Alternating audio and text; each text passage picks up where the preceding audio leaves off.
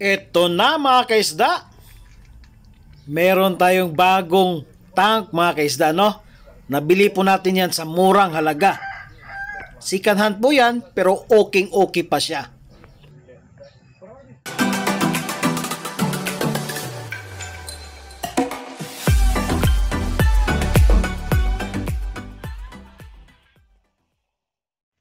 Good day mga kaisda. Good day sa ating lahat. So mga kaisda, for today's video ay mag-a-update po tayo sa ating bagong natuklasan na outcross. Yung flamingo at saka yellow lace top sword. Diba mga kaisda? Sa previous video ko ay makikita nyo yung video na yon na topic natin mga kaisda. So itatopic na naman natin mga kaisda, no? No. So ayan mga kaisda, ang previous video ko na yon, ang pinakita natin is halos mga male na outcross mga kaisda. So ito naman ang ipapakita natin yung mga female mga kaisda, no? Dahil hindi nyo nakita yon sa previous natin, no? So ang gagawin ng aking father-in-law ay lilinisin po niya yung sa kabila mga kaisda na nilagyan dati, no? So yung isa din na tank na yan ay lilinisin po yan mga kaisda. So dito po nakalagay ang ating outcross na mga female mga kaisda. At saka mga kaisda, meron po yan kasama mga kaisda. Isang ordinaryong swordtail lang po ang kasama dyan. Yan ang pinakaunang isda namin na binili namin ng aking anak sa school. Yung iba, bunot na yon eh. Diba? So, dumami naman yung swordtail natin at doon nakalagay sa ref tab yung parents niya. At saka mix na doon. May platy, may maraming gapi doon. Pero outcross yun lahat mga kaisda. Pag may kaling ako, doon ko ilagay sa ref tab mga kaisda. Okay lang yun. No, 'di ba mga kaisda? Dahil mahilig din ako ng kahit mga outcross mga kaisda. Okay lang sa akin. Saka meron namang bibili niyan mga kaisda, kahit sa murang halaga. Pero hindi ko po ibibinta kung ipapakain lang po sa monster mga kaisda. Dahil inaalagaan ko po yan, no? Kawawa din. So, ibibinta natin yan sa murang halaga doon sa mga beginners, mga kaisda. Yung magsisimulang mag-keep ng gapis, yan. Kahit 10 man ang isa or siguro 5 pesos yung isa, okay lang yun. 'Di ba? At least, mabawi-bawi mo konti yung mga nagastos mo sa pagkain nila mga kaisda. Dahil ako, more on BBS at saka P1 lang po ang aking fish food. Hindi po ako nagpapakain ng live foods mga kaisda, no? Kahit kagaya ng DAP niya, hindi po ako nagpapakain. Yun lang muna ang focus ko na fish food. At saka, yung fish food na yan ay in-order ko po yan sa Shopee. At matagal-tagal na din kaming umorder niyan, no? Nga siguro almost 7 months na kaming umorder dyan sa Shopee na ng fish food mga kaisda. So ayan mga kaisda, bago ko pa makalimutan ng aking YouTube channel, please subscribe to my YouTube channel, like, share, and comment down below. And don't forget to hit the notification bell para updated kayo sa aking mga bagong upload na mga video. At saka mga kaisda, kung gusto nyo i-feature yung mga isda ninyo, pwede kayong mag-comment or pwede nyo akong i-PM direct. Dahil gagawa natin ng video at i-upload natin sa ating YouTube channel mga kaisda. At sa mga kaisda, kung gusto nyong i-shoutout ko kayo sa next video, please comment kung ano yung mga thoughts nyo, kung ano bang dapat kong gawin. Mag-comment kayo mga kaisda. At saka Mga kaisda, meron din akong isa shoutout na bago nating member, mga kaisda, no? Ito po ay si Janice Eternal Reborn. At saka nakita ko yung YouTube channel niya, mga kaisda, kunti pa lang, pero sulit na sulit po yung double sword yellow list niya, mga kaisda, at saka yung top sword na yellow lace, mga kaisda. Ang ganda tingnan. So, kung gusto niyo siyang i-subscribe, please mga kaisda, i-subscribe niyo si Janice Eternal Reborn. At makikita niyo yan sa taas, mga kaisda, kasi ilalagay ko yung pangalan niya. So, ang sinabi niya sa akin, mga kaisda, na yung outcross ko na flamingo at saka yellow lace top sword, mga kaisda, ay malayo pa yon sa pagiging stable, no? So totoo naman yung sinabi niya, mga kaisda. Ang layo pa dahil first stage pa yan eh. Siguro sa pangalawa or pangatlong inbreed natin, mga kaisda, ay makukuha natin yung anong gusto nating ipalabas na strain, mga kaisda, no? So sa akin ngayon, meron akong nakuhang bottom sword. So Ridley's snakeskin bottom sword, mga kaisda, dalawa yon. So ang plano ko, mga kaisda, ay i-inbreed ko po yon, mga kaisda, dahil meron pong tatlong female dyan na red tail din, mga kaisda, no? Dahil medyo mas malakas ang strain na flamingo kaysa yellow lace natin. Pero yung katawan, mga kaisda, ng male natin sa outcross ay kuhang-kuha po sa ating male parents, mga kaisda, yung yellow lace top sword, mga kaisda. So ayan na, mga kaisda, no? Makikita nyo, nilipat na. At saka yung nasa baba dyan, yan po ang ating mga swordtail. Ordinaryong swordtail lang po yan, mga kaisda. Pangpadagdag para mas dumami yung isda natin, 'di ba, mga kaisda? Yun lang. So, yan, mga kaisda, yung nakita nyo kanina, 'di ba, kinuha natin diyan. So, ganyan kami mag-process sa lipat-lipat, no? Ang tagal. Pero okay lang, safety naman. At saka yan, yang nasa tank na yan ay nakalagay po yan sa ating ref tab sa baba, no? Kanina, nakikita nyo yan. So, nililipat yan dyan sa kabila. Pagkatapos niyan, ilipat naman yung aquarium natin doon kasama sa mga ibang aquarium din, mga kaisda. At ibalik din yung kinuha dyan. So, yan lang po kami nagpa-process ng aming paglilinis, mga kaisda. So, sa tingin nyo ay napaka hassle, di ba? Kasi nakailang lipat, tapos lipat na naman, no? So, may stress yung isda. Pero 100% mga kaisda, wala pong namamatay dyan na isda sa paglipat namin. Ganyan lang po kami maglipat, mga kaisda, no? So, bidago namin. Kasi dati, iba yung pagkalipat eh. Parang pangit tingnan, no? Kawawa yung isda, mga kaisda. So, yan po. Yan po ang ating mga male na outcross.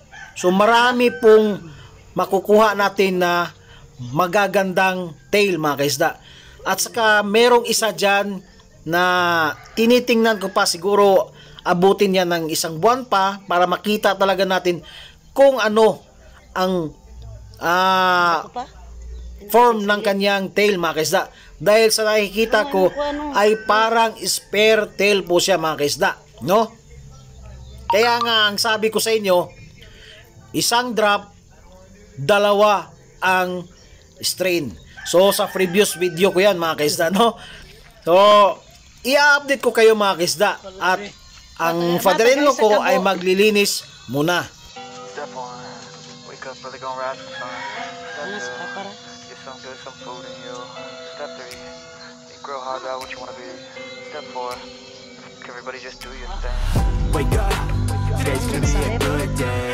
Wake up, today's gonna be a good day. Wake up, today's gonna be a good day. Wake up, Today's gonna be a good day. Wake up. Today's gonna be a good day. Wake up. Today's gonna be a good day. Wake up. Today's gonna be a good day. Wake up. Today's gonna be a good day. Yo. Set your affirmations, aspirations. I got shit to do, the aftermath of preparation. Good food, good mood, blood in circulation. One step at a time, yeah, that's how you make it. Set a goal you control and the steps you take them. I try to pick one thought, have some concentration. And if I make a mistake, it's called education. I try to do this every day, call it replication. Wake up, today's gonna be a good day. Wake up, today's gonna be a good day. Wake up. Today's gonna be a good day. Wake up. Today's gonna be a good day. Wake up. Today's gonna be a good day. Wake up. Today's gonna be a good day. Wake up. Today's gonna be a good day. Wake up. Today's gonna be a good day. So life ain't easy, yo. I think there's a reason, though. Ups and downs, just like every different season, yo. Sometimes I'm high, other times I'm barely breathing, though. I always gotta fight and hide from the demons, yo. Negative thoughts are poison, they rot. Head full of flies, so here come the clouds. They'll never stop unless I can swap all the bad for the good in my head when I'm lost. Yeah, so I'ma fake it till I make it. Positive thoughts are overtaken, I got patience. One day at a time is how you operate a cadence. A flow, you grow, you show yourself a foundation. Stay away from all the shit that causes temptation. I know that I like to do it cause it's sensation. I live my life in my head like a narration. Don't expect greatness, do my best, man, I'll take it. Wake up, today's gonna be a good day. Wake up, today's gonna be a good day. So ayan mga kaisda, tapos na po, nilinis ang ating tank mga kaisda. At yung nakikita nyong tubig ay stock po namin yan palagi. Nag-i-stock kami palagi ng tubig. So siguro nasa 3 days na yan na stock namin mga kaisda. 3 to 4 days na tubig na stock namin. At saka yan po, ililipat na yan doon kasabay ng ating ibang tank din mga kaisda, no? At saka lalagyan din yan ng kaunting asin, no mga kaisda, para safety, kasi yan ang unang panglunas yung asin, unang lunas natin yan. Kung wala tayong mga methylene, blue, mga ganon, yan ang pinaka the best na panglunas, yung asin. So ayan, ilalagay na ng aking father-in-law yung ating asin mga kaisda. So ganun lang po kasimple kami maglinis mga kaisda. Yan. At ililipat na naman namin dyan yung mga female mga kaisda. So siguro sa next video natin mga kaisda ay kukunin na natin yung dalawang bottom sword natin na snake skin, at saka kukunin na din natin yung red tail na outcross na female mga kaisda. Kukunin natin dahil magsisimula na tayong mag-inbreed. At i-update ko kayo niyan kung ano ang kinalalabasan ng ating kauna-unang inbreed na outcross, no? Malay natin, suswertehin tayo, di ba? Meron tayong sariling ating strain mga kaisda, di ba? Yan po. At saka, yung pinakita ko po yung bottom sword na yan mga kaisda, meron nang nagka-interest niyan. Gusto niyang bilhin. Pero, hindi ko muna binigay dahil dalawa lang yan. Pero, siguro, madadagdagan pa yan mga kaisda. Dahil marami pong male ang grupo nila, no? Sa yung drop nila. Marami pong male mga kaisda. So yan, nililipat na. So titingnan natin ang kanilang ganda, 'di ba? Ganda. So maganda naman talaga mga kaisda dahil kuhang-kuha yung pagka-snake skin nila sa kanilang father parents mga kaisda. At saka yung buntot nila ay nakuha nila yung buntot sa mother parents nila, yung flamingo. At saka meron ding isa dito na parang flamingo mga kaisda. So tingnan nyo ng mabuti dahil napakaganda po ang ating kauna-unang outcross na flamingo at saka yellow lace topsword, di ba? Nakikita nyo, meron diyang dalawang magkaiba yung buntot, mga kaisda. So, ako'y nagagalak at ako'y natutuwa, di ba? So, kahit sino naman na mga fish keeper, guppy keeper, guppy farmer, so kung makakagawa kayo ng outcross na sobrang ganda, ay natutuwa ka. At saka mga kaisda, itong nasa guppy tank mga kaisda, meron na sana akong nakikitang magandang female dyan di ba? Yan o, pulang-pula. Kaso nga lang mga kaisda, sad to say, ay naglaro yung bunso at siguro hindi niya namalayan na nag-alcohol siya. Yung kamay niya ay pinasok niya sa nilulublob niya sa tubig, kaya maya-maya ay ubos silang lahat. Pero okay lang mga kaisda, walang problema yon dahil ganyan talaga yung mga bata di ba?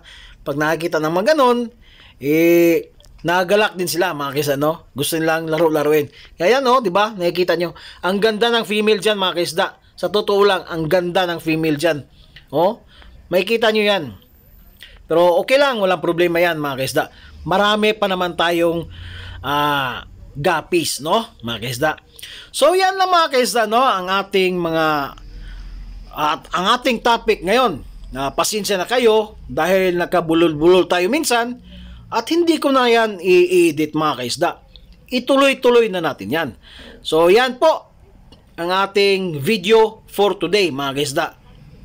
At ako'y nagpapasalamat sa inyo na sa walang sawang pagsuporta sa aking maliit na YouTube channel.